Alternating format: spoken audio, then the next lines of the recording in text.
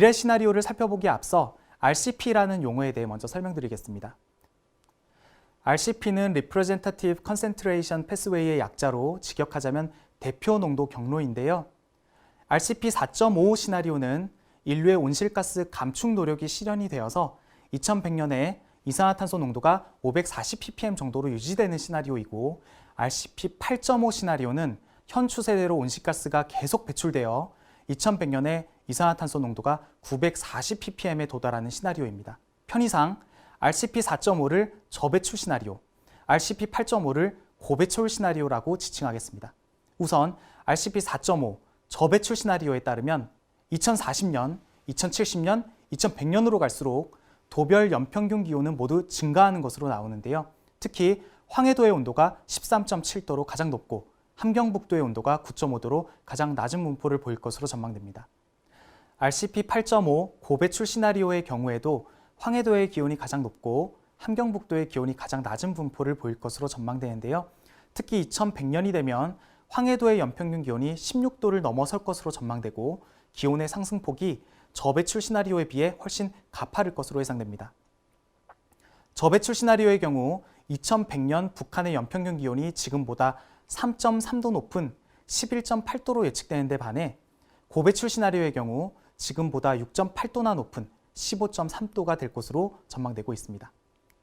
강수량의 경우에는 기온처럼 증가면 증가, 감소면 감소와 같이 일관된 경향을 보이기보다는 일부 지역에서는 증감을 반복하는 형태로 나타날 것으로 전망되는데요. RCP 4.5 저배출 시나리오의 경우 2100년에도 현재와 같이 황해도의 연평균 강수량이 가장 많고 함경북도의 연평균 강수량이 가장 적은 분포를 보일 것으로 예상됩니다.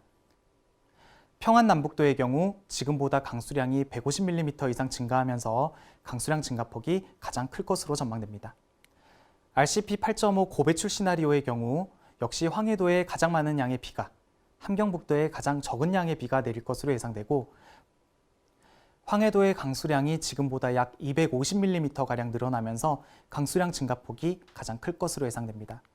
그래프상으로 보게 되면 증감을 반복하지만 추세상으로는 증가하는 경향이 나타나고요. 2100년에는 저배출 시나리오의 경우 1029mm, 고배출 시나리오의 경우 1050mm로 현재인 920mm보다 100mm 이상 증가할 것으로 전망됩니다. 이와 같은 기후변화는 북한의 여러 부문에 많은 변화를 가져올 것으로 전망되는데요. 건강 분야의 경우 폭염, 한파 등 기온변화에 따른 직접적인 영향이 있을 수 있고요. 환경변화에 따른 질병을 옮기는 매개곤충이나 기생충의 증가, 최근 이슈가 되고 있는 미세먼지 등 대기오염의 증가, 각종 알레르기, 질병의 확산 등과 같은 간접 영향도 나타날 것으로 전망됩니다. 다음은 기후변화로 인해 논문으로 발표되거나 북한 내부에서 혹은 국제기구 등을 통해 보고된 내용들인데요.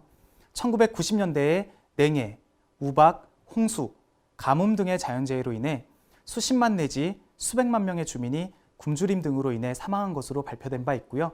세계보건기구 WHO는 홍수로 인해 영양실조, 감염성 설사, 급성호흡성 질환이 발병한 점을, 유니세프는 보건위생으로 인한 아동 사망률, 영양부족 비율 등을 보고한 바 있습니다.